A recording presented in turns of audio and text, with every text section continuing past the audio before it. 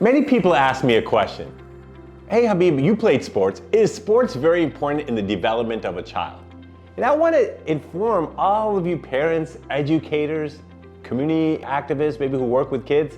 Sports is so important, but there's also certain skill sets that you learn from sports. And today I wanted to go ahead and discuss about 6 different skill sets I think that sports puts an impact on children's life. The first and foremost is the idea of child character. The idea of building character in a child. When you're playing, you teach kids fair play.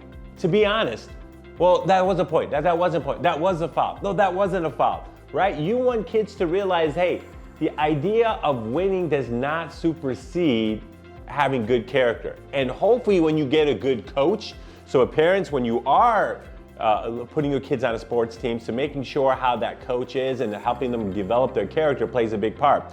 And so when those kids have that idea of understanding that, hey, that fair play, being honest, controlling your anger, when they have those moments of getting mad, how do you control it? How do you channel in the proper way? Making sure your language, that the way that when speaking to someone, not using cuss words, not using derogatory words to put someone down, I think plays a big part. And I think that's something to kind of keep in mind regarding character, especially in sports, right? So those are certain just skill sets that you can get just playing sports, is those basic good child character traits that you want for not just when they're young, but as they grow into adults. And that's why a lot of individuals who do play sports are very successful when they get older, especially if they have that great coach and the great opportunity and good experience in playing. So that's number 1. Number 2, I want to discuss is social interaction.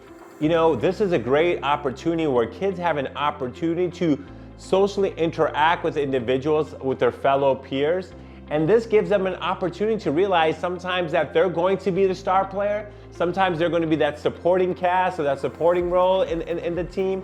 There might just be cheering from the bench. But this is an opportunity where they come together for the greater goal, everyone doing their part. And this helps kids. And that's why as parents, you have to make sure sometimes like, I'm not the star player. Okay, well, how can you still help the team? You're coming in as a freshman, it might take 2 years to become the starter on that team.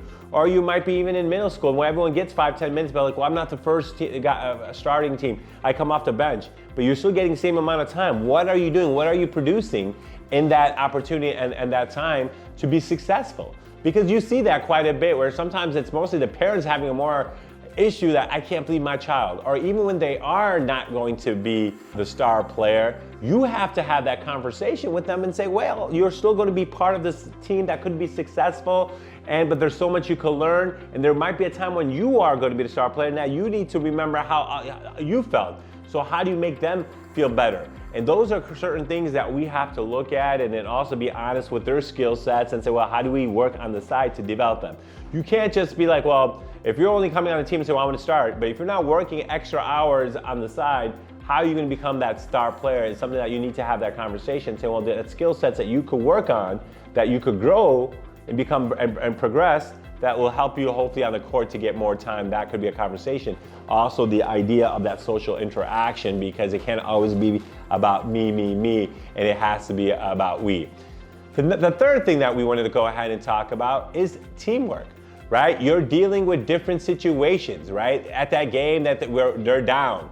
How is the team responding? Maybe they need a pick-me-up. If you're on the bench, helping people do well, or if your star player is not doing well, how do you make sure that you support them and make them feel comfortable and say, hey, don't worry, you could do well, we'll pick you up. Or you might be the star player yourself and you're just having a bad day. How do you rely on others, the other team, to help pick you up or make you win that game, or at least do better? Or even if it's going to be a losing cause, but making sure that at least the morale of giving your best, giving 100% all 4 quarters, or one half, or the second half. Or if you're in a track team and saying, well, you know what, I'm always, but because it's team points, even if you're the 4th runner, best runner, you still got to do your part and do good. So for the overall points, for the overall competition, right? Individuals, yeah, there might be some sports where even like tennis, you might be individual, but a lot of times you see in high school or middle school, it's still team-based too. You still will get a point for the team,